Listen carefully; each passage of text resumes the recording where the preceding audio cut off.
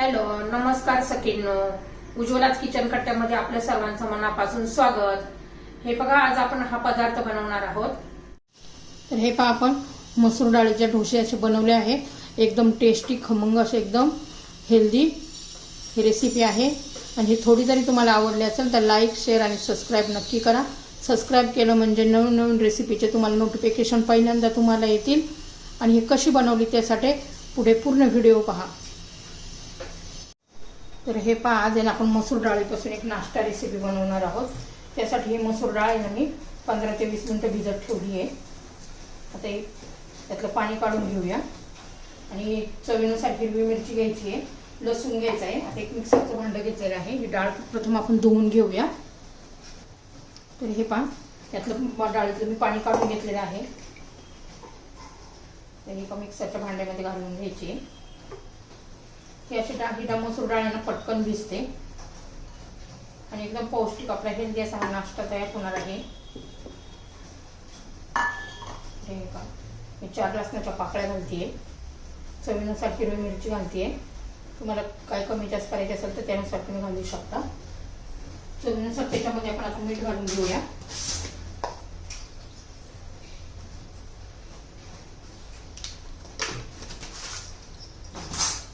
मिक्सरमध्ये मी बारीक मऊसूत अशी पेस्ट तयार करून घेते. तर हे पहा, एकदम मस्त अशी आपली ही मऊसूत अशी पेस्ट करून घेतलेली आहे मसूर डाळीची.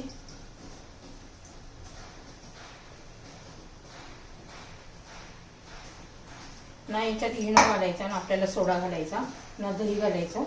तरी पण एकदम साधी, सिंपल पण एकदम टेस्टी अशी आपली ही रेसिपी तयार होते. आता हिरवी मिरची, लसूण आणि मीठ घातलेलं आहे. आपण त्याच्यात थोडीशी हळद घालणार आहोत, थोडंसं लाल तिखट, धना पावडर आणि जिरं.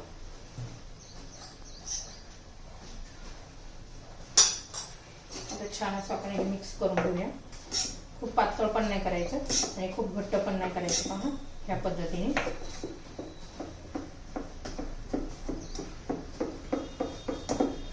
छान असं आता बघा मिक्स झालेलं आहे. बघा ह्या पद्धतीने.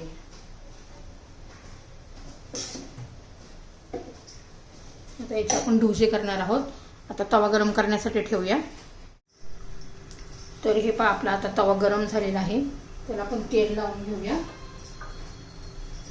हा माझा लोखंडी तवा आहे म्हणून मी तेल लावून घेते, नाही तर तेल लावायची पण गरज नाही ढोश्याचा तवा असल्यावर.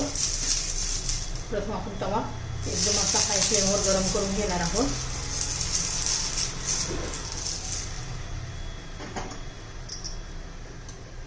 आता हे बॅटर घालून घेऊया.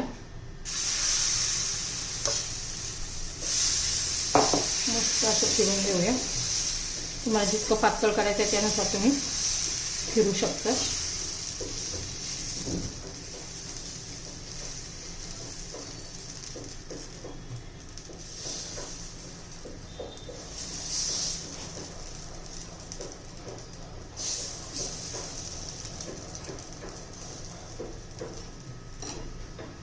मस्त असं आता वरून पूर्णपणे असं सुकू द्यायचं आहे.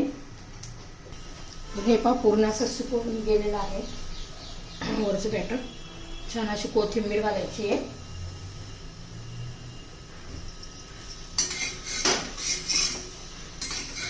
सहज निघते पहा.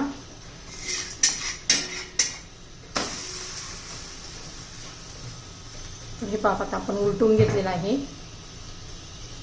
पुन्हा आता एका साईडने 2 मिनिटं ठेवायचं आहे. हे पहा, 2 मिनिटं झालेली आहे. आता आपण चेक करूया. बघा, छान असं आपले हे ढोसे तयार झालेले आहेत. आता उरलेले मी सर्व ढोसे असेच बनवून घेते.